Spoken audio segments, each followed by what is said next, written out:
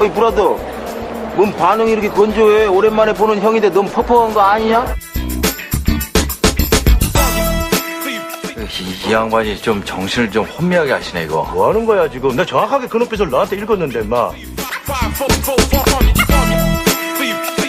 야 4885 너지?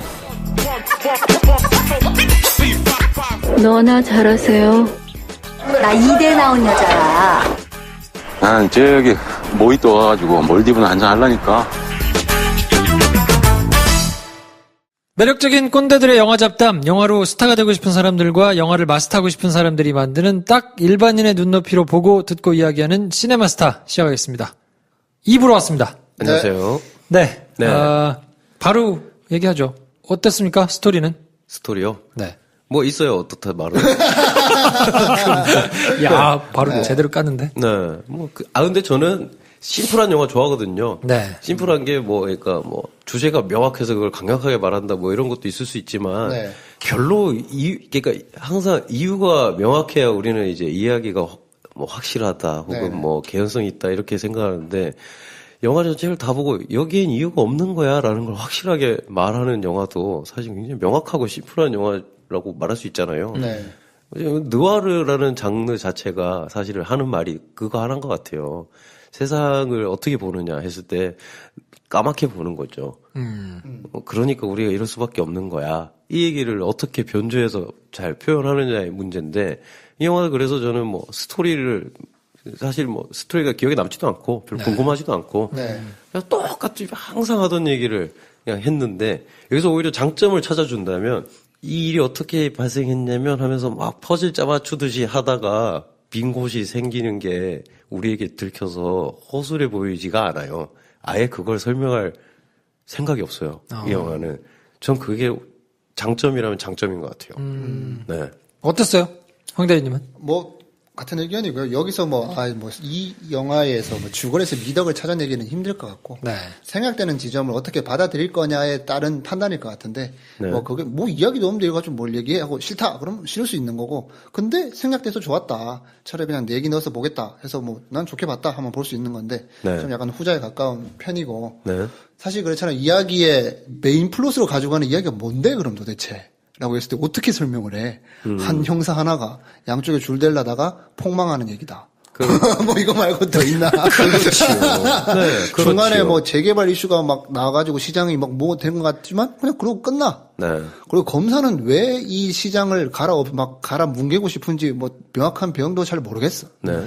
주인공인 형사는 왜 지금 다 와가지고 아픈 부인 때문에 돈이 필요한 걸 알겠는데 왜 이쪽 저쪽 갈팡질팡 못하는지 명확한 설명도 없고 네. 그래서 다 끝나고 나서 그래서 와이프는 죽은 건지 그다음에 재개발은 어떻게 되는 건지 그래서 검사 수사하던 건 어떻게 되는 건지 아무런 해결되지 않고 그냥 끝나버리잖아요. 그렇죠. 그러면 다 죽어버리고 떡 끝나버리니까 당황스러운 건 알겠는데 그냥 저는 이해하기로는 내가 지금 살고 있는 상황에서 내가 속한 이 사회에서 지옥을 그린다면 어떤 모습일까? 내가 아는 요런 직군을 가지고 이런 상황이 발생하면 내가 그 안에 들어있다 그러면 지옥이겠구나. 제목이 지옥이니까. 네. 이 현실판 지옥이겠거니 하고 그걸 보여줬구나. 그냥 이렇게 이해하면 저는 심플하더라고요. 네. 저는 영화를 보면서 내내 기시감이 너무 많이 들었던 게. 기시감? 어디선가 봤던 것 같은 장면들이 다 붙어 있는 건 느낌인 거예요. 네, 네. 그래서 범죄와의 전쟁, 부당거래, 그렇죠. 신세계, 네. 무례한, 검사회전, 이런 것들을 다 똘똘 말아가지고 네. 다 거기서 한 번씩 봤던, 그리고 거기서 이렇게 진행됐던 이야기들. 네. 그러니까 제가 지금 얘기한 영화들을 다 봤으면 네. 그 얘기한 대로 밑도 끝도 없잖아요. 얘기가 네. 재개발이 나왔다가 없어지고 검사는 또 뭘 파다가 또 흐지부지하고 이런 것들이 그 이전 영화들을 다 봤으면 그렇게 맥락이 없는 거에 대해서 불만이 좀 없을 수 있을 것 같아요. 이 영화에서도 그냥 정치인을 수사하는데 자꾸 엎어지니까 그걸 어떻게 뒤집어 보려고 막 꼬투리를 잡는 그냥 그렇게 이어지는 것 같아가지고 거기서 오는 기시감 때문에 저는 사실 불편하지는 않았거든요. 볼 때. 그래서 그냥 생각보다 내용이 없다, 개연성이 없다, 이런 걸로 이제 욕을 하는데 저는 그냥 쭉 이해는 되니까 무슨 얘기를 하고 싶었구나라는 게 이해가 돼가지고 상대적으로는 괜찮았는데. 그렇죠. 저는 이런 생각이 들었거든요. 예전에 이제 황해랑 부당거래가 비슷할 때 개봉했나? 하여튼 뭐 연차를 두고 이제 1년씩 개봉했나? 뭐 이랬을 때 느낀 느낌이 네. 부당거래는 보고 제가 되게 조금 뭐 내용이 왜 이래 이런 느낌이 들고 네. 황해는 그런 생각이 하나도 안 들었거든요. 아, 그래요? 전 거꾸로였는데. 그게 왜 그랬냐면 황해도 여러 번 봤고 부당거래도 여러 번 봤어요. 근데 부당거래는 마치 이건 잘 짜여진 각본대로 애들이 하다가 조금씩 어긋나는 얘기야. 머리 싸움의 얘기야라는 매너를 가지고 시작해요. 네. 근데 하나도 안 맞아요. 그 사건, 그러니까 그럴 필요 없는 일들이 생겨버려요. 그래서 이게 이건 플롯의 허점이다라는 게 도드라지는데 네. 황해는 이 영화에서 그걸 말하고 싶은 게 아니라는 게 이 영화의 매너니까 아수라에서 보여주고 싶은 아사리판을 보여주는 게 이 영화의 주된 관심사였고 그걸 막 집중해서 보여줘서 그 감정이 그냥 이해되니까 이 사건이 뭔들 그 뒤에 뭐 어떻게 되든 말이 안 되는 건 더 많거든요. 황해도. 근데 그게 전혀 중요하지 않은 이야기구나라고 봤을 때 저는 이제 황해 손을 더 들어주고 싶은 느낌을 받았었는데 네. 아수라도 그 지점에서 황해랑 비슷하다. 그래서 뭐 이야기가 안 맞는지 뭐 개연성이 없는지 저는 이걸 뭐 생각할 필요도 없게 느꼈고 네. 그래서 보는데 전혀 불편함이 없었는데 다른 건 황해는 이입이 됐는데 이 영화는 이입이 안 되더라. 감정이 주인공의 감정에. 그래서 되게 진기한 경험을 했어요. 너무 편하게 보고 사람들이 불편해할 장면도 너무 편하게 그냥 보는데 네. 불편하지도 않고 좋지도 않아요. 질린 느낌? 그래서 뭔가 엄청난 게 지금 일어나고 있고 촬영도 어마어마한 촬영이 이루어졌는데 왜 아무 느낌이 없네? 뭐 이러고 그냥 나와버렸어요. 네. 네. 이 영화의 미덕이라고 하면 김프로님 얘기하신 것처럼 우리가 잘 아는 장면을 감추지 않고 포장하지 않고 그냥 전면에 드러내서 보여준다는 거. 그걸 또 잘해. 잘 보여준다는 거. 전달하고자 하는 이야기가 너무 간단하잖아요. 처음에 나레이션 하면서 나 인간이 너무 싫어요. 네. 그러고 끝날 때 이렇게 될 줄 알았어요. 이 얘기인데 재밌을 수가 있나. 처음부터 나 인간 시작해서 꼴배기 싫은 인간들을 모든 직종에서 데리고 와가지고 한판 붙여가지고 인간이 싫어요. 뭐 그러면서 다 죽이고 난 다음에 나도 뭐 이렇게 될 줄 알았다고 끝나버리는 얼마나 허무한 얘기예요. 사실 달콤한 인생도 생각해보면 뭐 허무한 얘기잖아요. 그래서 뭐 갑자기 뭐야 이거 뭐해서 사과를 한 번 안 해가지고 일이 뭐 개판이 나는 이야기야? 근데 되게 세련되게 간단 말이에요. 막 총 쏘면서 막 이렇게 가는데 세련되지도 않아. 이 영화가 네, 아수라는 아수라는 뭐 사실 뭐 협박을 주거리 나오는 것 되게 특이한 게 보통은 세련된 영화라고 하면 뭔가 내가 이런 증거를 가지고 있지 딱 보여주면 이런 증거를 네가 가지고 있어 그럼 네가 시킨 대로 할게 쭉 가는데 그냥 그렇게 가면 될 거를 그렇게 가도 될 애를 잡아다 굳이 때려가지고 피를 내고 그렇죠. 눈앞에서 피를 봐야 돼요. 뭐 그런 게 있고 남자 주인공도 이 남자 주인공이 내가 몰입해야 될 그 1순위인데 네. 인마가 띨빵해. 그렇죠. 편들어주고 싶지 않을 정도로 뭐 이렇게 매력도 없고 뭐 우유부단하고 뭔가 잠 이렇게 계속 나오는 게 계속 잔대가리 굴린다고 하는데 끝까지 잔대가리 굴리는데 끝까지 잔머리만 굴리는데 결국 그 잔머리로 하나도 해결이 안 되잖아요. 완전 개판이 되잖아요. 촌스럽거든요. 근데 이 촌스럽다는 게 캐릭터 자체도 촌스러워서 저는 약간 용서가 되는 부분이 있거든요. 이 캐릭터를 뭔가 세련되게 보여주려는 게 아니라 이 촌스러운 걸 자체를 보여주려는 캐릭터가 여기 있는 거고 검사도 세련된 검사가 아니라 뭔가 끝까지 간 검사도 아니고 촌스럽잖아요. 그게 뭐랄까 이게 이렇게 나누는 게 이해가 되는지 모르겠는데 건달을 보여주는 게 아니라 양아치를 보여주는 듯한 느낌인 거죠.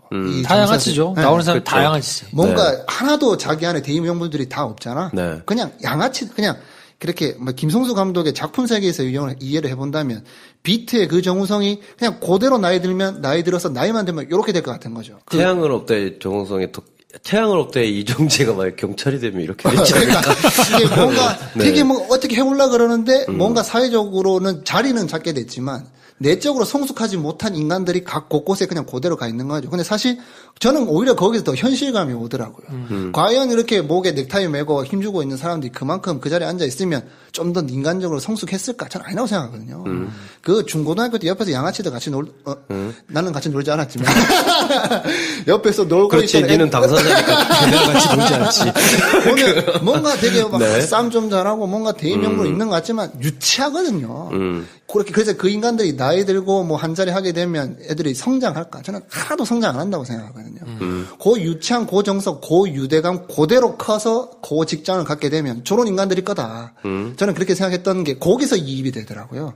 그래서 이야기를 풀어가는 정우성도 뭔가 형사지만 부패 경찰이지만 보통 부패 경찰이라 그러면 이 안에서 되게 막 미꾸라지 같이 자기 이득을 많이 챙기는 그런 모습을 보는데 어설프잖아요. 그냥 거기서 어설픔들 촌스러움에서 오는 것들이 저한테 오히려 현실적으로 다가와서 좀 그런 부분에서 보는 재미가 있지 않았나. 저는 약간 이번 영화를 보면서 네. 제가 자꾸 자아를 찾아가는 것 같은 느낌이 네네네. 저는 정말 100% 네. 이야기가 짱짱한 영화를 좋아한다고 생각했거든요. 네. 근데 항상 그렇게 말씀하셨죠. 아니, 정말로 저는 그렇게 알았는데 네. 이 영화를 보고 나서 약간 흔들렸어요. 아닐 수도 있겠구나. 네. 네. 저는 연기가 탄탄하면 이야기가 조금 모자라도 용인해주는 버릇이 있는 것 같아요. 거기서 리얼함이 딱 취해지니까. 그러니까 황정민과 솔직히 정우성은 네. 저는 계속 불편하거든요. 네. 그렇게 고개 뒤밀면서 눈 부라려 뜨고 네. 이렇게 하는 그 네. 특유의 네. 그 있잖아요. 네. 그 후카시 약간 잡으면서 하는 네. 것 같은. 물론 연기는 나름대로 잘하는데 네. 그 스타일이 저는 그렇게 안 맞고. 네, 좋아하지 않는 스타일이어서 네. 차라리 그냥 곽도원이나 황정민이나 뭐 류승범이나 뭐 이런 사람들처럼 정말 리얼한 네. 연기를 좋아하는데 네네. 이 영화에서는 유독 정우성하고 네. 그 여자 수사관을 빼고는 네. 정말 다 되게 현실적인 캐릭터들이어서 네. 네. 그걸 보는 게 되게 좋았던 것 같아요. 그래서 상대적으로 이야기의 맥락이나 이런 게 조금 허술한데도 네. 용인해주고 있더라고요. 넘어가죠. 네. 굳이 얘기하면 이제 연출의 힘인 것 같은데. 네. 뭐 이야기가 어떻게 됐든 상황이 어떻게 됐든 간에 거기서 연기하고 있는 배우들이 너무 잘하면 야, 지금 너무 잘하더라고요. 그냥 훅 넘어가는 것 같아요. 진짜 같으면 되는 거죠. 네. 영화가. 저는 이제 그렇게 생각을 하는데 영화가 진짜 같다 했을 때 뭐 여러 가지 레이어들이 있겠지만 네. 연기가 탁월한 연기가 나와서 나랑 전혀 상관없는 삶을 살고 있는 인물이 나와서 네. 절대 내가 상상도 못한 행동을 하고 듣도 보도 못한 말을 하는데 그게 진짜 같다라고 느껴졌다면 사실 그 이야기에 동의한다까지도 가는 것 같아요. 나는 저런 상상을 해본 적 없고 세상은 셜리에 나오는 미국 같은 세상이라고 생각하다가도 네. 아수라를 봤는데 황정민이 이렇게 얘기할 때 섬뜩하다. 아 나도 정우성처럼 저렇게 말할 수 있겠다. 누가 저렇게 말했을 때 통쾌하다. 이래버렸으면 그 세계에 동의했다는 얘기거든요. 이해가 충분히 되고 그게 이제 배우들의 힘이죠. 근데 저는 또 이제 황대리 말과 김프로님 말을 조금씩 받아서 제 생각을 얘기해보자면 저는 오히려 이 영화가 촌스럽다는 지점이 다른 데서 왔어요. 이유를 설명하려고 뭘 할 때 너무 촌스러운 것 같아요. 예를 들면 나레이션. 나레이션을 안 하면 이해 못할까봐. 이 영화가 이야기가 구멍이 뻥뻥 뚫려 있다고 생각할 사람들이 있을 테니 이유를 넣자. 혹은 여기서 이 감정을 집어넣지 않으면 이 캐릭터가 사랑받지 않을 테니까 집어넣자. 이를테면 아내가 없었으면 말이 안 되나 이 영화가? 저는 오히려 있는 게 더 이상하더라고요. 그러니까 뭔가 좀 튀었어요. 네, 그러니까 느낌이 저는 김선수 감독의 아수라가 사실 뭐 다른 비슷한 누아르 영화나 범죄물 남자 영화들보다 좋은 미덕이 있다고 생각한 건 뭐냐면 뭐 이를테면 무례함보다 훨씬 좋아요. 저는 무례함보다 좋은 것 같아요. 네, 근데 이제 뭐 무례함보다 좋은 이유는 주인공이 사실 병신인데 멋있는 척을 하는 애야라고 까내는 것도 아니고 네. 멋있는 애로 포장하지도 않고 멍청한 애가 멍청하다는 걸 알면서 끝까지 나 이럴 줄 알았다고 하는 이야기라서 좋아요. 척을 하나도 안 해요. 그런데 얘를 이해시키려고 뭘 자꾸 집어넣어요. 얘는 아내를 정말 사랑한다? 그리고 얘가 이렇게까지 할 수 있는 건 얘 때문이야. 뭐 이런 걸 자꾸 첨가하면서 그 뚝심이 자꾸 옅어진다? 이런 생각이 들더라고요. 나레이션이나 아내의 역할이나. 그죠. 나레이션하고 아내는 저도 좀 불편했어요. 그리고 뭐, 이를테면 또 이제 여자 캐릭터 얘기를 하게 되는데, 제가 뭐, 자꾸 여성주의적인 시선에서 얘기를 하게 되는데, 사실 저는 남자만 나오는 영화를 훨씬 좋아해요. 그런데 저는 오히려 더 가서 여기서 아예 여자가 안 나왔으면 뭐가 문제인가라는 생각이 드는 그 수사관 배우를 또 이거 딴소리인데, 근데 제가 좋아하거든요. 뭐 갑자기 영웅의담 1편에 나왔어요. 청춘. 네. 청춘! 청춘 나왔죠. 청춘이, 저 되게 야하다는 얘기 듣고 봤었는데, 영화가 되게 좋았었는데, 아무튼 청춘에 나오고 되게, 그리고 요즘 이제 군데군데 나오긴 하더라고요. 되게 반가웠는데, 네.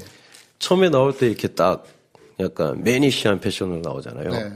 그때 일단 좋았어요. 나는 뭐 잠입할 때 옷을 갈아입고 드레스 입고 들어가서 막 봉변을 당할 뻔하는 장면 나오면 잘 거다라고 생각을 했는데 끝까지 그러지 않아. 네.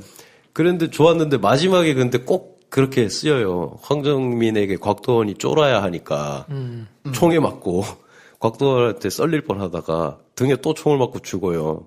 그러니까 꼭 그게 그러니까 나보다 약한 여자가 거기 있어야 그게 더 세지니까.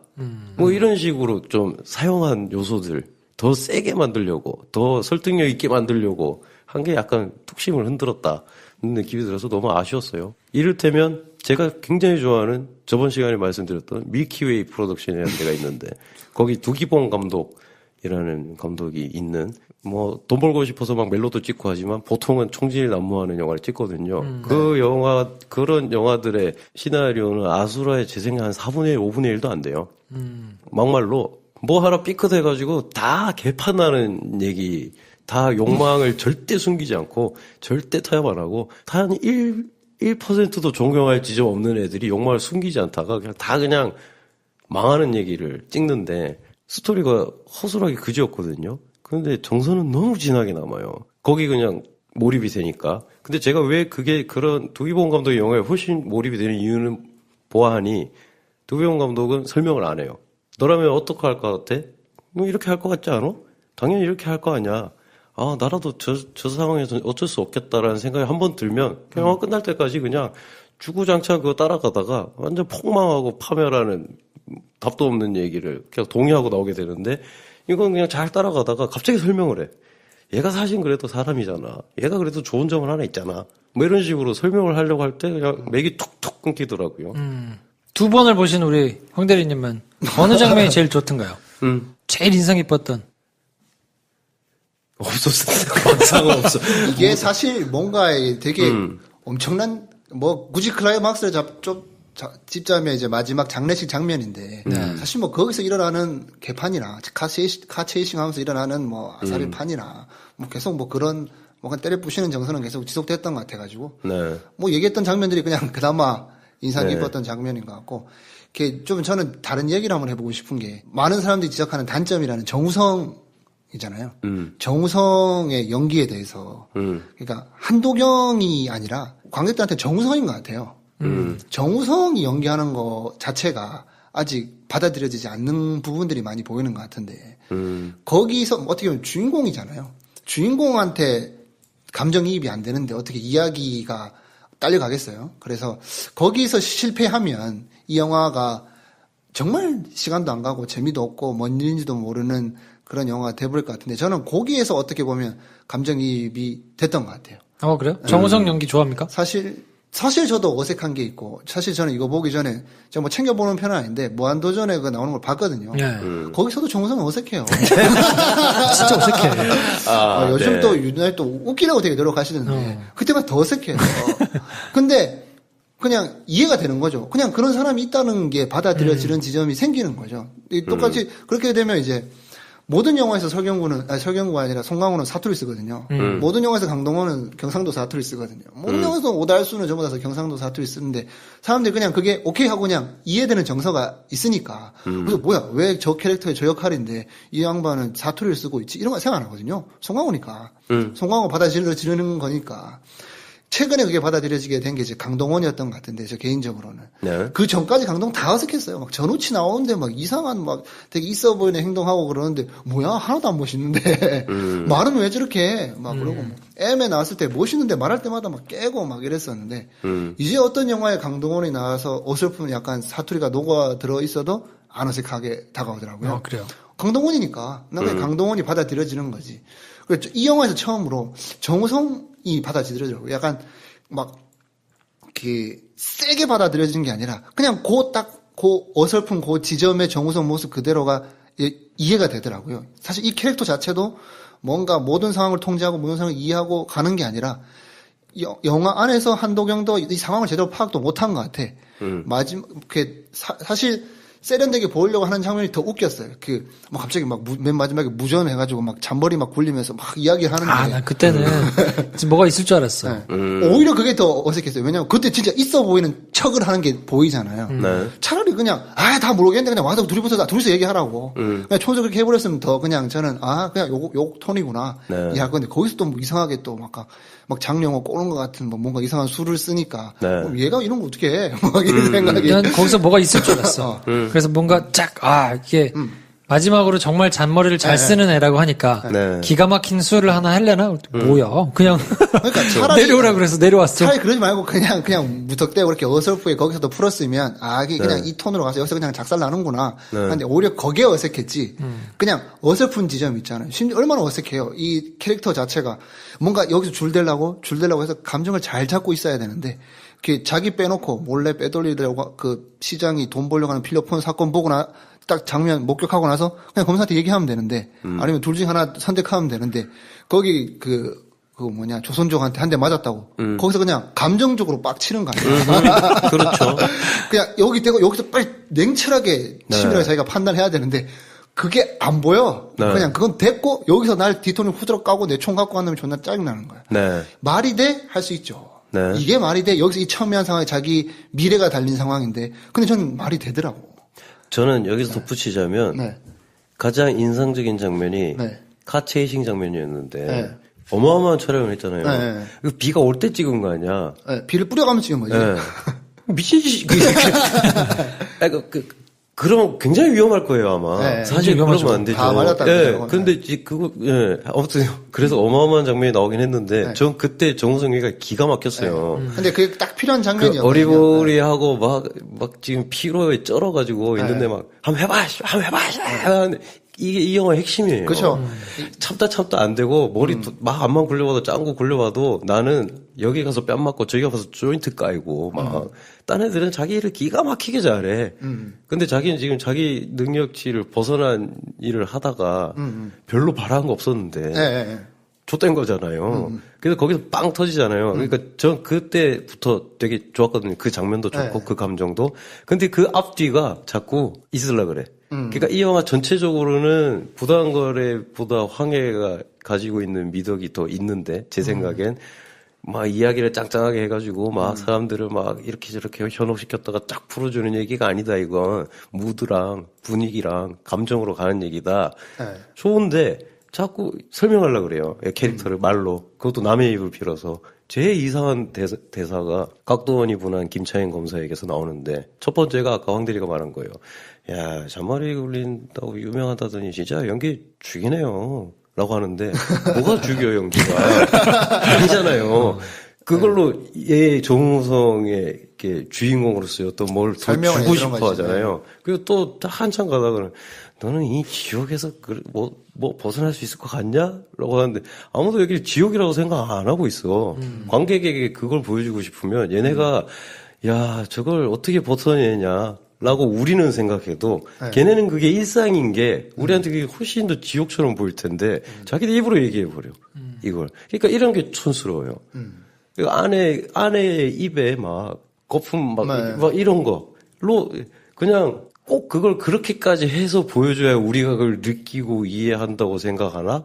여기서 촌스럽다라는 생각이 들더라고요. 그런 지점들이. 촌스러운 지점이 있죠. 네.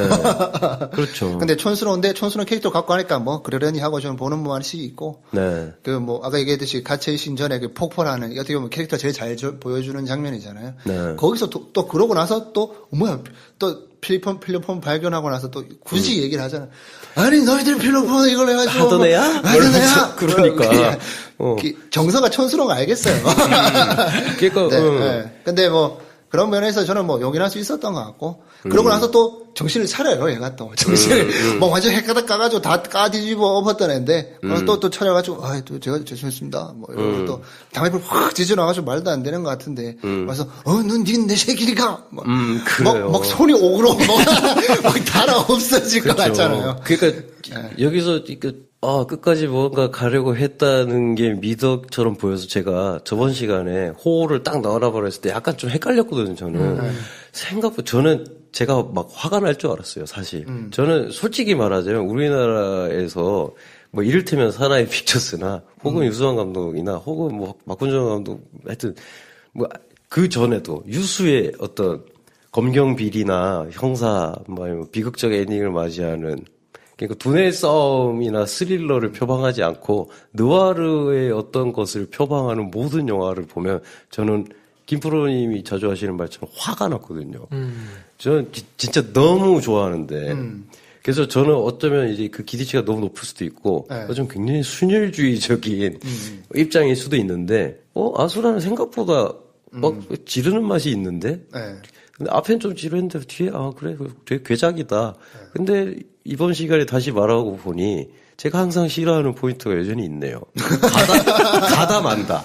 그러니까 저한테는 이게 가다 만다 느낌이에요. 그래서 저는 사실은 잔인하거나 미스테리한 것처럼 하면서 막 있어 보이고 깊이를 막 주려고 하지만 사실은 내용 정리 하나도 안 하고 막 느낌만 남는 영화를 굉장히 싫어함에도 불구하고 곡성은 2번 보고 나중에 되게 좋더라. 미덕이 있다. 나머지 감독이 연출 엄청 잘한 것 같다라는 말을 했잖아요. 그러니까 저는 이제 그랬으면 좋겠는데 영화가 거기까지 못 간 것 같다는 느낌이 드네요. 저는 뭐 상대치를 좀 적용하고 싶은데 물론 뭐 필름 느와르나 홍콩 느와르에 비해서 끝까지 간 느낌이 부족하긴 합니다만 한국 영화 안에서 한국 영화 감독이 이 정도로 밀어붙인 영화가 최근에 뭐가 있었나 그렇게 많지 않았던 것 같은데 이 정도면 할 만큼 한 게 아닌가 뭐 그렇게 생각이 돼서 뭐 편을 좀 저는 개인적으로 좀 싫었던 부분이 뭐냐면 꼰대들을 다루는 영화니까 제가 이제 꼰대들 다루는 영화 좋아하거든요. 근데 진정한 꼰대가 없어. 다양아치야. 그래서 저는 되게 싫었어요. 그렇죠. 그러니까 비슷한 지점이 한 사람이라도 그 부당거래도 결국은 보면 다 양아치잖아요. 다 각자 양아치인데 그래도 마지막에 마동석은 그나마 덜 양아치란 말이죠. 염치를 아는 견장을 팍 뜯으면서 이거야? 이거가 하고 싶어서 그랬어? 하면 확 하고는 정리를 해주잖아요. 그렇죠. 그냥 남자로 대변되는 누군가가 하나씩은 있었는데 이 영화에는 없더라고요.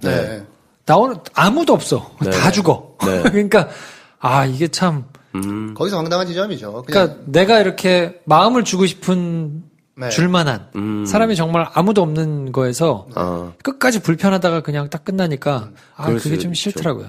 그런데 그건 확실히 패착인 것 같아요. 왜냐하면 저는 이제 두 가지, 하나는 저는 반대로 생각하는 지점이 있고 하나는 동의하는 게 김프로님 말씀에, 하나는 저는 그렇게 해서 다 죽는 게 제일 좋거든요. 저는 아무도 뉘우치지 않고 계속 끝까지 가다가 다 죽어버리고, 그런 걸 보면 굉장한 카타르시스가 있어요. 저 왜 그런지 모르겠는데, 이 병신 같은 것들 나와가지고, 근데, 저 병신짓도 저 정도로 하면 누가 뭐라 못해. 저걸 저렇게 하잖아. 자기 동생 죽여버렸어. 뭐. 아니면, 자기 엄마한테 거짓말하고, 누구를 갖다 팔고, 하루 살라고 2명 죽였어. 근데 얘는 하루 뒤에 죽어. 이런 느낌 있잖아요. 다 우리 병신이고 이러면 좆된다. 봐라, 좆됐다. 그러면 진짜 좆된 걸 보여주면 좋겠다는 거죠. 끝까지 가서. 근데 가다 말았는데 좆됐어. 이런 느낌? 그래서 저는 오히려 마동석 같은 캐릭터, 불안거리의 마동석 같은 캐릭터가 나와서 그걸 뉘우치게 하거나 아니면 우리가 듣고 싶은 말을 아예 안 해주는 걸 훨씬 좋아해요. 그래야 그걸 보고 나면 저는 이제 그게 더 크게 오거든요. 그런데 또 이제 아까 김포님 말씀에서 동의하는 부분은 뭐냐면, 그럼에도 내가 그걸 엄청난 카타르시스와 열패감과 이런 이상한 해방감을 느낄 정도가 되려면, 어쨌든 내가 절대로 본받고 싶지 않은, 난 절대로 피하고 싶은 상황에서 피하고 싶은 선택을 한 인물에게 제가 한 번은 마음이 가야 돼요. 그래서 걔를 포함한 모두가 죽어야 돼. 근데 정우성은 멍청해 보여. 느낌이 그냥 허술해서 그냥 죽어버린 것 같은. 준비가 안 된 애가 이 세계에 들어와 있는 느낌? 그래서 좀 이 장르를 이제 애정하는 사람으로서는 그런 게 좀 아쉬웠다. 얘기를 들으면서 좀 생각이 난 건데, 네. 네. 마음 줄 사람이 그게 꼭 역할이 선해서가 아니라, 그렇죠. 역할은 다 나쁘고 네. 이렇게 바뀌어가지고 네. 굉장히 잘 나가는 것 같다가 어느 순간 찌질해져가지고 한없이 한데 네. 그게 그렇게 역할이 확 바뀌더라도 네. 그 바뀌는 포인트가 수긍이 되면 좋은데 그렇죠. 그 수긍이 전혀 안 되는 것 같아요. 다 검사는 검사 나름대로 뭔가 계속 얘를 몰아붙이고 얘를 막 끝까지 추궁해가지고 데리고 가다가 나중에 또 자기 부하를 막 따라가서 죽이려고 막 하면서 막 하는 것도 네. 솔직히 수긍이 하나도 안 되고 정우성이 왔다 갔다 하는 포인트도 네. 아내 때문에 죽는 사람은 아픈 사람은 건드리지 말라고 막 그러는데 네. 그것도 아주 또 순정적인 사람도 아니고 네. 또 뭐 카섹스 한 거는 또 동영상에 찍혔는데 네. 이게 뭔가 싶은 생각에 동의도 잘 안 되고 그렇죠. 주지훈은 또 왜 그렇게 네. 시장한테 절대 충성을 자기가 형으로 모시던 물리적으로 훨씬 더 가깝게 오랫동안 있었을 텐데 네. 거기에서 오는 끈끈함은 별로 안 느껴지고 네. 그냥 뜬금없이 돈 많이 주고 외제차 사줬다고 네. 그렇게까지 절대 충성을 하면서 막 형을 막 그렇게 깔아 뭉개고 막 개무시하고 그렇죠. 근데 마지막엔 또, 야, 어떡하지? 이러면서 망설이고. 근데 그 둘이 사실은 진짜 피를 나누는 형제 같은 사이라며 라고 또 굳이 얘기를 하면서 그걸 설명하잖아요. 그러니까 그런 부분이 뭔가 네. 하나라도 좋게 갔다가 갑자기 정말 남자다웠다가 정말 찌질해졌다가 막 이렇게 바뀌는 과정이 논리적으로 납득이 잘 안 되고 네. 수긍이 감정적으로 안 되는데 네. 그럼에도 선한 역할은 하나도 없고 네. 그러니까 마음 줄 사람을 찾다가 그렇죠. 뭔가 그냥 끝나버린 느낌. 네. 쉽게 정리해볼까요? 이 영화 되게 비호감이에요. 비호감 진짜. 그래서 좀 궁금했던 게 제가 뭐 이 영화 편을 들어서 나는 좋았다고 해서 이야기하고 있지만 난 왜 보나가 궁금했어요, 사람들이. 뭐 마음에 드는 게 하나도 없고 막 비호감 덩어리인데 이거 왜 보는 걸까? 저는 오히려 그게 더 궁금했거든요. 저는 그래서 그거를 똑같이 궁금하다가 네. 네. 저 나름대로 내린 결론은 네. 배우 파워 같다. 그렇죠. 네. 그게 제일 황정민과 크겠죠. 곽도원과 정우성과 뭐 그냥 네. 이런 사람들의 배우 파워구나. 그럼요. 저는 좀 거기 관해서 저도 뭐 동의하고 거기에 대해서 좀 정리를 해왔거든요. 왜 볼까 사람들이. 그래서 한번 찾아본 제 나름대로 이유는 일단은 사나이 픽처스가 계속 뽑아내주고 있는 때깔 완성도가 큰 것 같고 그걸 기대하면서 이제 보는 사람들이 생긴 것 같고 신세계 이후로 또 이 영화를 신세계 되는 걸 되게 싫어할 것 같아요. 신세계는 보니까 이런 영화를 좋아하시는 분들한테 굉장히 또 바이블로 그렇죠. 어디다가 신세계를 되냐. 신세계 될 건 아니야. 네. 사실 저는 신세계 별로였거든요. 저는 완전히 반대 입장을 취하고 있어요. 네. 뭐 얘기하다 보면 그러니까 허정도 배우가 신세계 보고 저한테 전화 왔거든요. 별로라고? 너 어땠어? 봤냐? 저 그때 마침 못 봤었어요. 야, 준아, 너 누가로 좋아하잖아. 누가로 해야지. 너 좋아하잖아, 너. 네. 에휴, 어땠어요? 아직 못 봤어요. 보지 마. 보고 날 때릴 수도 있을 것 같다. 사실 전 굉장히 싫어했거든요. 네. 난 좋아했는데. 좀 아무 싫었다보다 저는 이렇게 이런 거죠, 이제. 정말 정통 뭐 필름 누아르나 홍콩 누아르 좋아했던 사람들의 딱 그런 기대치를 가지고 있는 사람과 그렇지 않은 사람으로 네, 나눠봤을 때 그런 끝을 본 경험을 가지고 있는 사람 입장에서 아수라는 신선한 맛이라도 좀 있지 않나. 뭔가 한국 영화로 만들어내는 신선한 맛이라도 있지 않나 싶은데 약간 신세계는 이렇게 너무 명백한 오라카이라고.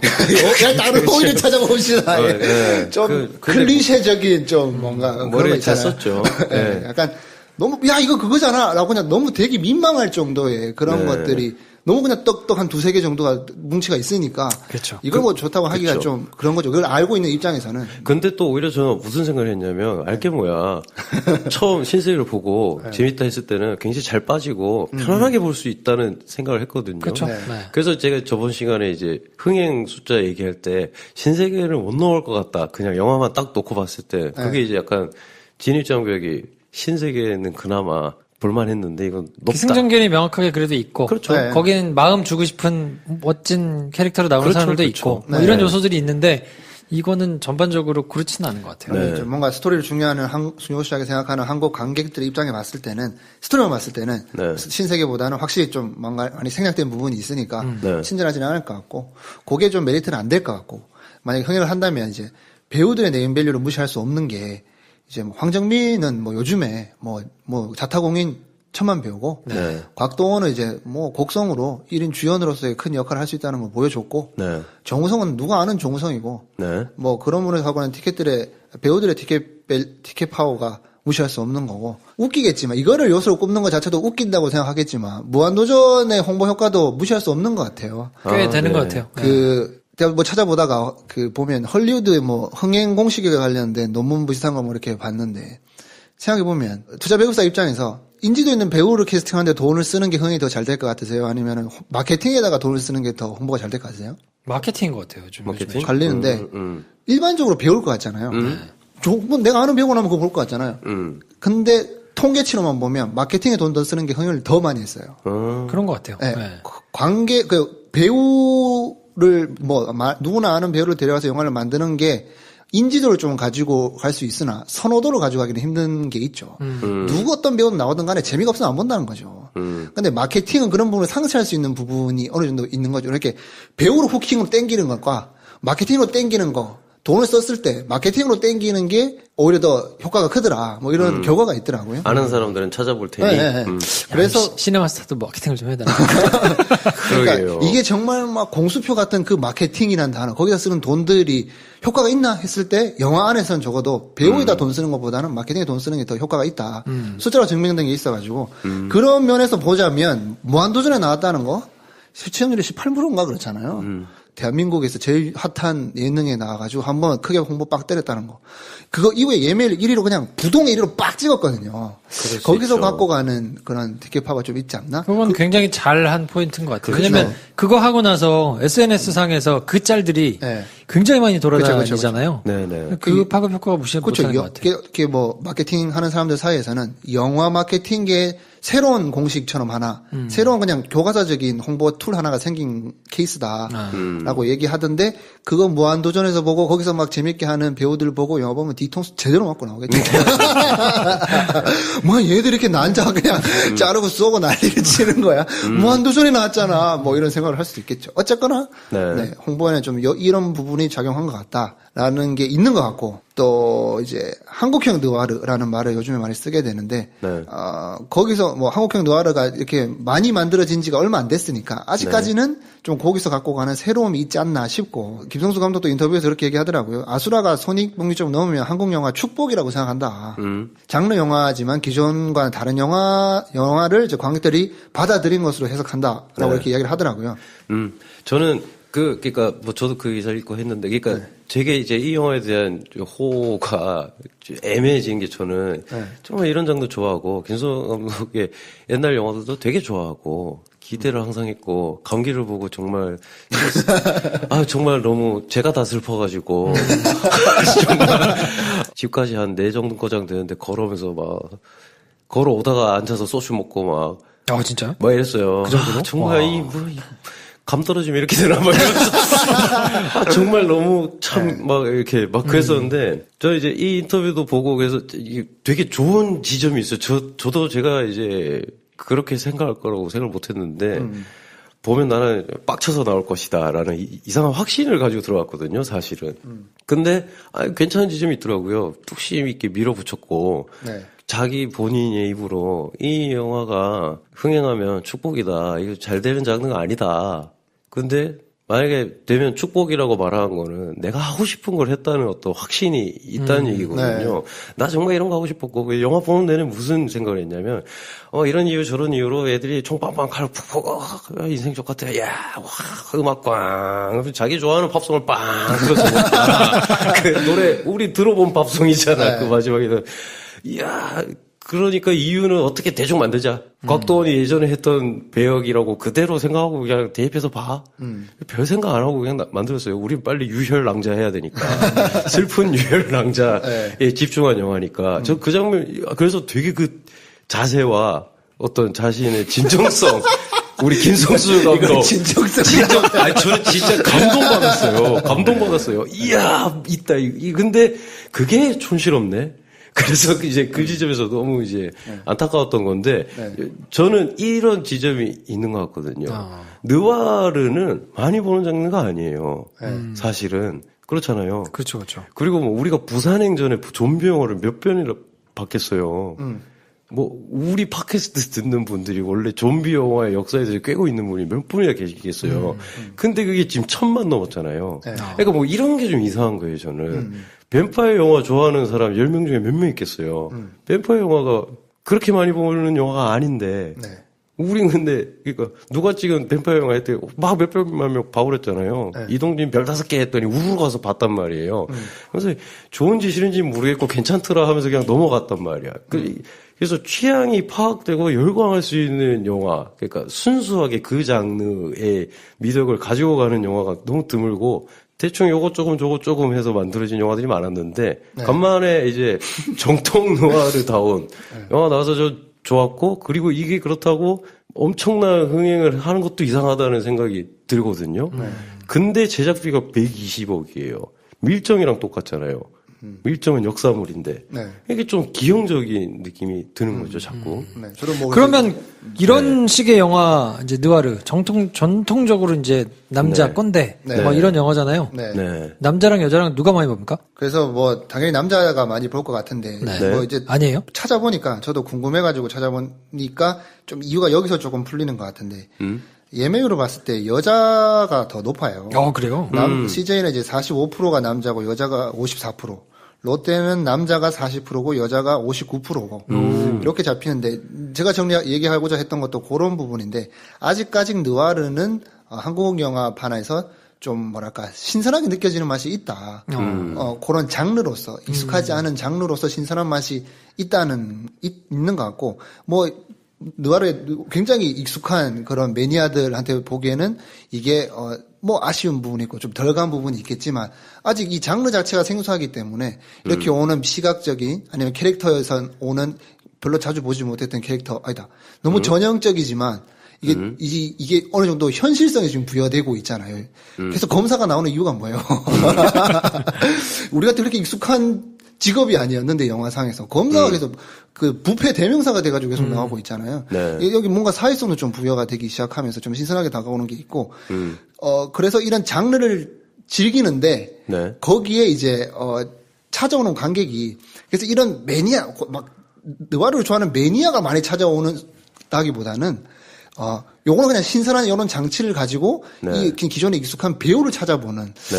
그래서 이제 여자 관객들이 많이 오는 게 아닌가. 여기 숫자를 보고 저는 그렇게 이해했거든요. 그럴 수 있죠. 정리하자면, 느와르라는 장르가 신선하다. 그래서 느와르를 좋아하는 오는 남자가 막 유입되기에는 뭔가 완성된 막 질펀질펀한 끝까지 가는 느와르는 아닌데, 여기 나오는, 이 장르의 메인 배우들이 나온다는 거죠. 근데 그 배우를 보기 위해서 여자 관객들이 몰려가지고 그래서 결과적으로 이 둘이 다 보다 보니까 좀 흥행이 하는 게 아닌가.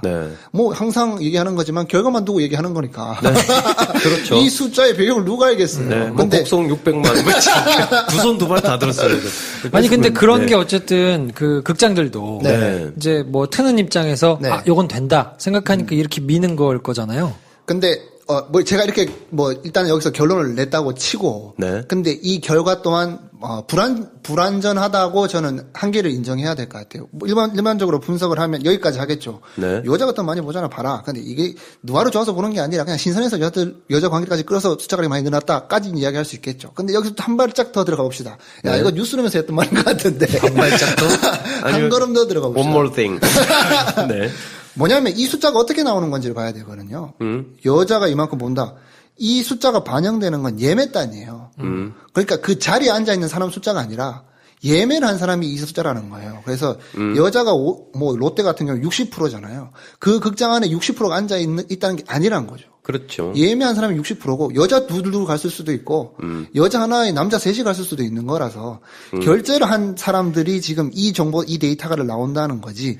이거를 이게 그 극장에 앉아 있는 관객의 비율과 일치가 아니다. 그렇죠. 그래서 이게 좀 약간 조심스러운 부분이 있어요. 그렇죠. 실제랑 다를 수 있다. 그냥 뭐 이런 장르는 이상하게 여자들이 먼저 예매하더라. 그리고 남자친구 데려가더라. 그러면 50대 50인 거거든요. 그래서 이 숫자만으로 보기엔 좀 한계가 있고 욕심을 부리자면 숫자를 세야죠. 이게 숫자를 정확하게 뽑으려면 그래서 극장 안에서 이 영화를 보는 성비가 어떻게 되는지를 뽑아가지고 이거 정말 이거 가지고 정확하게 뭐 마케팅을 하고 CRM을 해가지고 CRM 통해가지고 진짜 좌석 배분하고 극장 입장에서 뭐 스크린을 배치하고 스크린을 이제 나누고 회차를 나누고 하는 거 뭐 지역을 나누고 이런 극장에서 그렇게 세는 경우는 없나요? 하기 전에 선호도 조사와 인지도 조사 할 때 뭐 그런 건 하지만 이 영화 틀고 있는데 가가지고 여기 몇 명 앉아 있지 뭐 남자 성비는 나이대가 어떻게 되지 그건 안 하죠. 만약에 진짜 제대로 데이터 뽑으려면 그렇게 뽑아야 되는 것 같은데 여기서는 약간 그런 한계는 있는 것 같다. 그런 생각은 들어요. 아무튼 뭐 극장들이 이렇게까지 저는 완전히 몰아줄 거라고는 생각을 못했는데 야 영화가 뭐 그렇다고 완전히 빼어나게 잘 만들어진 뭐 작품성이 막 뛰어난 이런 영화는 솔직히 아니잖아요. 근데 그렇죠. 야 이걸 뭐 이렇게까지 그냥 막 밀어주는 걸 보면 뭐 된다고 생각하니까 밀어줄 테고. 네, 저는 그러니까 요 몇 년 동안 사나이 픽처스 영화들이 흥행을 엄청나게 많이 했잖아요. 그게 만든 수의 훌륭함을 설명하는 것 같지는 않고 사실은 뭐 그렇잖아요. 검사회전이 거의 1000만 가까이 했었잖아요. 그게 만듦새와 뭐 어떤 그렇죠. 패키징을 막 그러니까 뭐 우리 한번 역작을 한번 찍어보자 해서 쇼생크 탈출을 찍은 게 아니잖아요. 근데도 이게 확 와. 그럼 뭐 강동원 때문이 아닐까 이렇게 쉽게 얘기할 수도 있는 거고 어쩌면 그리고 이제 요 몇 년 신세계 이후로 남자 영화가 많이 물론 그 전까지도 대부분의 콘텐츠를 이끌어가는 방향은 남성 위주의 리더십이 발휘되는 보편적인 정서와 국가에 대한 어떤 이런 애국심을 고취시키는 영화가 1000만을 넘긴다는 얘기를 우리 많이 하긴 했지만, 근데 그 몇 년 사이에 약간 센 남자 영화에 대한 진입장벽이 많이 낮아진 것 같아요. 그래서 저는 어떤 경험을 했냐면, 나는 느와르가 좋다라고 하는 사람들을 굉장히 많이 만났어요. 그들이 본 게 사나이 픽처스 영화예요. 그러니까 제가 보기엔 느와르가 아니고 사나이 픽처스 영화 중에 이 영화는 경찰물이고 이 영화는 스릴러고 이 영화는 액션이고 제가 봤을 때 느와르는 아직 한 편도 못 봤는데 라는 느낌이 들었는데 그러니까 조금씩 뭔가가 잘 섞여 들어가서 기획도 되게 잘 돼 있고 그리고 익숙한 배우가 여기서는 약간의 변주 뭐 이런 걸 통해서 이게 이제 어떤 사나이 픽처스의 필모가 막 쌓여가는 중에 많이 대중화됐는데 그게 난 느와르를 좋아해 라고 하는 사람들이 이번 영화를 보면 당황할 수도 있다. 제가 보기엔 이게 진짜 옛날 90년대 느와르에 가깝거든요. 아 그래요? 네. 근데 그 입장에서 보니까 뭔가 애정도가 싹 올라갔다가 근데 왜 이랬을까 이런 느낌이 드니 이게 바른 방향인지는 모르겠어요. 오히려 원래 느와르에 가까워져 간다는 말인즉슨 더 잔인해져 가고 있고 더 쌍욕이 난무하고 있고 막 이런 세계관이 점점 더 어두워지고 있다는 건데 이 영화를 계속 이렇게 만들어가는 게 뭐 바람직하냐는 모르겠는데 그냥 뭐 그런 거잖아요. 처음부터 지금 뭐 느와르라는 뭐 한국형 느와르라는 이름을 붙여가지고 나오는 것들이 오리지널 그런 느와르처럼 막 세게 때리면 아직 진입 장벽이 있으니까 좀 약간 소프트하게 시작했다가 점점점 하드하게 되는 과정이 아닌가 이러다가 그런 연장선상에서 여기 좀 센 거 나왔고 뭐 이런 계단을 계속 밟아가다 보면 뭐 더 하다 보면 뭐 그냥 언젠가는 정말 눈뜨고 볼 수 없는 그런 뭐 잔인한 영화도 나오게 되지 않을까. 지금 사회 분위기도 영향이 좀 있을까요? 그러니까 뭐 뉴스를 통해서 보는 게 굉장히 그렇죠. 답답하고 말도 안 되고 진짜 코미디를 보는 것 같은 뉴스들이 매일 터져 나오는. 사실 어떻게 보면 게이트라고 나오는데 그쵸. 언론에서는 제대로 파지도 않고 근데 나오는 면모들을 보면 진짜 말도 안 되는데 사실 현실이 더 세잖아요. 그쵸. 지금 뭐 내부자들 얘기하지만 그 검사님이 못 되잖아요. 전직 대통령 둘을 날린 검사가 비리를 저질 거라고 그거를 시나리오로 썼다고 생각해봐요. 야 그런 검사가 어딨냐? 근데 그런 검사 어떻게 비리를 저지르나 할 법하잖아요. 근데 그게 현실에서 일어나고 있다니까. 이런 답답한 상황이 계속해서 돌아가는 게 이렇게 막 뭔가 유혈이 낭자하고 고어하고 막 이런 영화가 막 박수를 받는 그렇죠. 뭔가 네, 현실성을- 탈출구나 해방구로 네. 역할을 하고 있는 것도 있겠죠? 그럴 수 있죠. 현실이 더 말이 안 되니까. 예전에 악마를 보았다라는 영화가 나왔을 때 김봉남 살인 사건의 전말이라는 영화도 비슷하게 나왔거든요. 그해. 네네. 그리고 얼마 멀지 않아 아저씨가 나왔어요. 그래서 이제 한국 영화에 이제 그런 몇 가지 키워드가 됐던 게 있어요. 영화 이런 공부하시는 분들이나 뭐 이렇게 선생님들 네. 얘기가 참수 이미지가 지금 나온다. 영화에. 그 전까지 본 적 없었는데. 네. 그리고 대체 가족에 대한 얘기가 자꾸 나온다. 그때 이제 사람들이 말을 하기를 가족이 붕괴되고 있고 어떤 약자들의 분노가 지금 한계치에 다다랐다.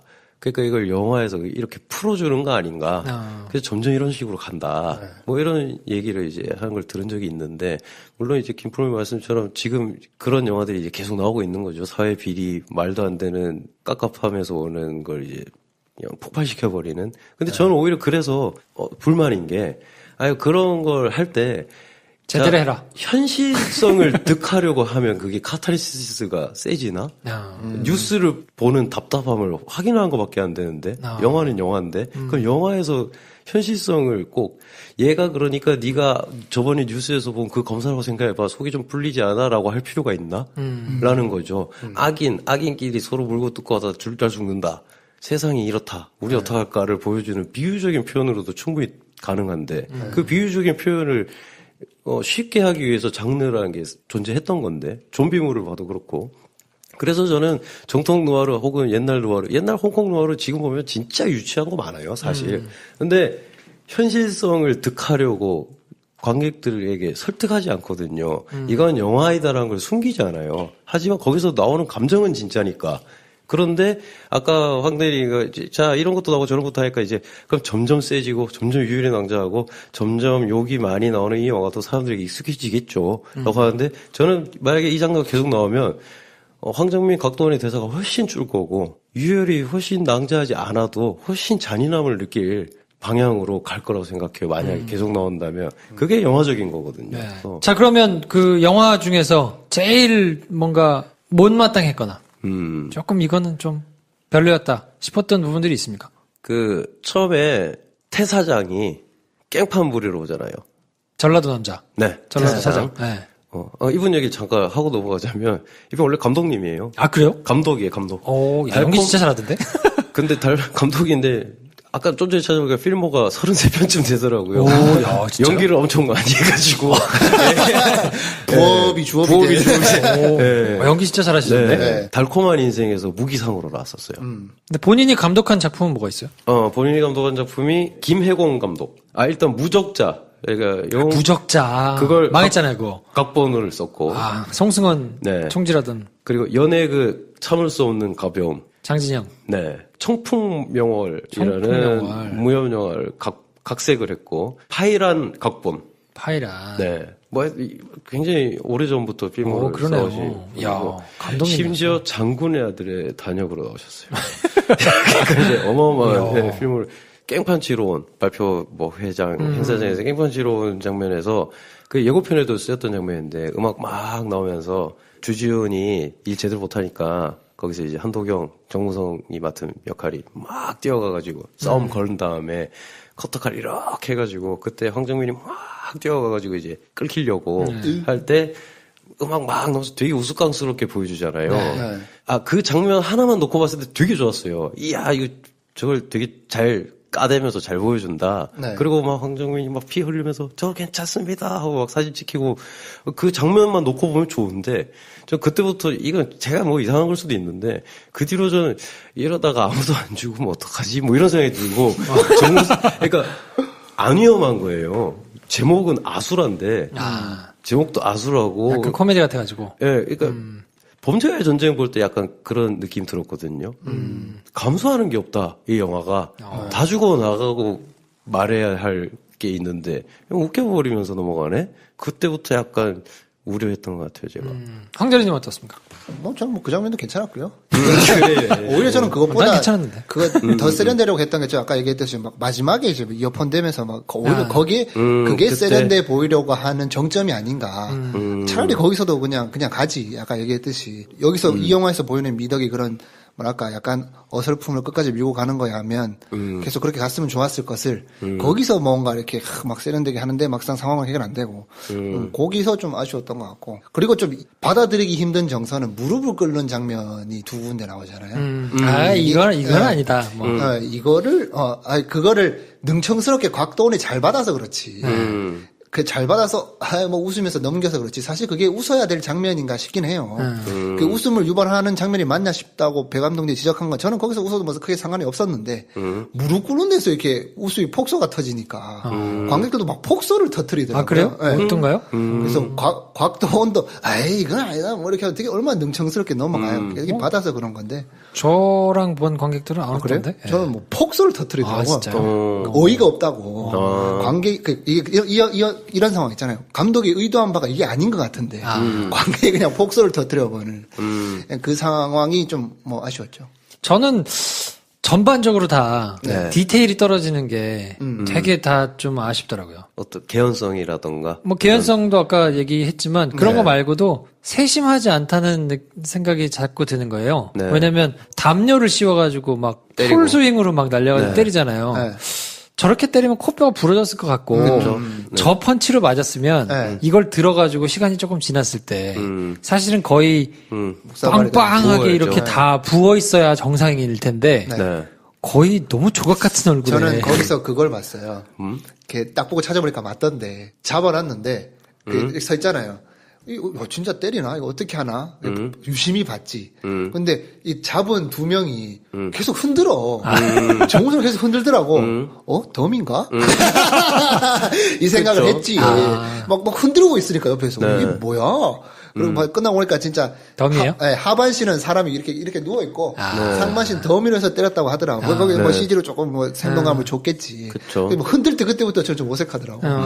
그러니까 그렇게 풀스윙으로 맞았으면 들었을 때 완전히 그냥 빵빵하게 콧등부터 볼때기까지가 전부 부어가지고 그런 건 있네. 있었을 거를 상상했는데 그쵸. 했는데 피만 조금 묻어있고 너무 멀쩡하다든지 아주 작은 데서 오는 디테일들이 떨어지는 게 다 많더라고요. 그래가지고 그게 좀 야, 오랜만에 쓸데없는 디테일한 거. 근데 이게 뭐 비슷했던 것 같아요. 저도 그 장면이 좀 지루했거든요. 그러니까 무슨 느낌을 받았냐면 세게 해서 나한테 뭘 주지 말라는 느낌을 받았어요, 그때. 그러니까 예를 들면 세게 때리는 과정을 되게 디테일하게 보여주고자 해서 지금 담요 씌워서 수갑 채워서 개장이 장갑 끼고 때리잖아요. 그러면서 막 린치를 가하잖아요. 그러니까 수위를 막 세게 가지고 가고 싶어서 몇 단계를 막 거쳐서 디테일하게 뭘 보여줬는데 그게 나한테 안 와다. 그러면 그 뒤에 정우성의 얼굴이 거의 호빵처럼 부어가지고 보라색으로 부어있는 얼굴로 그래야 맞죠. 한 땡땡하게. 30분이 진행돼야 되는데 그것도 그러면 보기가 너무 흉하니까 이게 안 맞잖아요. 그럼 그렇게 안 때려도 우리는 감정적으로 세게 느끼면 되는데 그게 안 되면 자꾸 수위가 세지거든요. 그러니까 그런 게 좀 별로였다. 그리고 뭐 카섹스 하는 장면을 또 밖에서 찍었는데 그걸 가지고 막 딜을 하는 장면 안에 그렇게 헌신적인 사람으로 세팅이 됐는데 거기선 또 카섹스 한 게 나와가지고 그걸로 또 그러면 캐릭터 자체가 좀 무너지는 것 같은 느낌도 그쵸. 좀 있고. 그러니까 뭔가 자꾸 자극적인 게 들어간 거죠. 그리고 또 뒤에 보면은 결국 그래서 밀어서 반장 떨어뜨린 걸 또 찍어 놨다며. 그래서 보여주잖아요, 곽도. 내가 당신이 생명의 의리라는 걸 알아야 돼요. 그렇죠. 처음부터 그거 쓰면 되잖아요. 그렇죠. 뭐 그러니까 근데 또 그 대사는 좀 자극적이고 감칠맛 나거든요. 그 순간에는. 그러니까 뭐 이런 걸로 좀 막 사람의 감정을 이렇게 막 하려고 하는데 그게 아니라 정서 자체가 되게 냉소적이고 염세적이면서 되게 그냥 차가우면 피 한 번 안 나도 진짜 끔찍할 수 있는데 하고 싶은 게 이것라고 하는데 순진한 방법으로밖에 못한다. 그리고 곽도원이 그 범죄의 전쟁에서는 전부 다 복고인데다가 뭔가 이제 이런 느낌이어가지고 그 검사 캐릭터가 되게 좀 와닿았는데 그러고도 한참 지난 다음에 지금 곽도원이 되게 늙었잖아요. 그 상태로 평검사 역할을 맡겼단 말이죠. 그래서 그것도 그 일선 지청에 있는 평검사 그럼 거기 보통 한 3학년 때 가거든요. 그러니까 임지를 한 3번 정도 옮길 때 가는 굉장히 파릇파릇한 젊은 검사일 네. 때 가는 건데 거의 곽도원의 연배는 부장검사야. 그렇죠.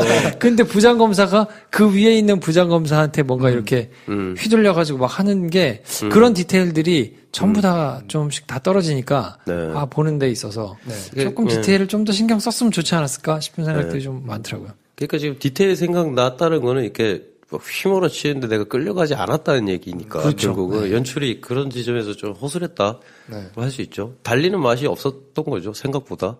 저는 그건 좋았거든요. 오히려 이제 이게 뭔가 현실적인 디테일 개연성이 떨어졌다고 하시는데 처음에 딱 시작할 때 누가 봐도 CGT가 확 나는 재개발 단지 쫙 보여주잖아요. 그렇죠. 안남시. CG 같다. 근데 낙서돼. 플랜카드들 다. 저는 CG. 근데 그때 그냥 기분이 되게 좋았어요. 대놓고 없는 도시잖아요. 네. 없는 도시고 그리고 그 기자회견 막 사진 기자들한테 둘러싸여서 했는데 그게 이제 건물 아니고 낮 장면이기도 한데 그때부터 이미 색깔이 까매요. 낮 장면이 컨트라스트가 엄청 세고 되게 눌러가지고 로키로 영화가 그냥 이렇게 찍어버렸구나. 그리고 나레이션 막 나면서 비 오는 막 시장 거기 이제 발코니 같은 데서 이제 무전기를 이렇게 듣고 있다가 전화 탁 끊는 정우성을 볼 때 아예 가상도시의 룩을 되게 잘 잡았다.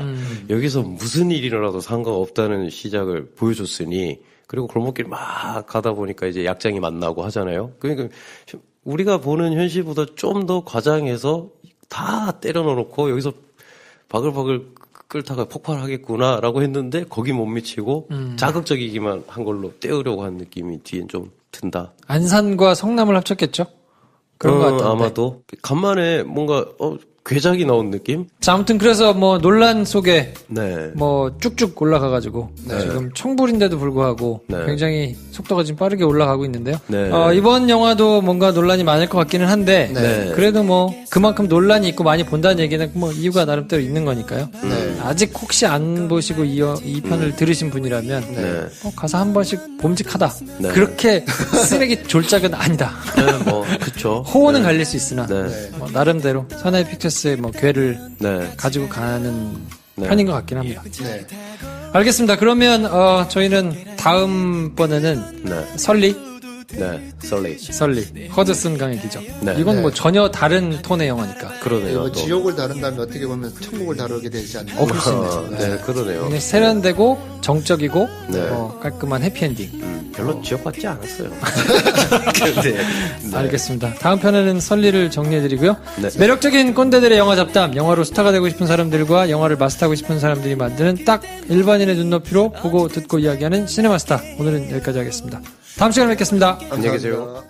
좋아요, 구독, 공유, 알림 설정 필요합니다. 필요합니다. 안녕. 안녕.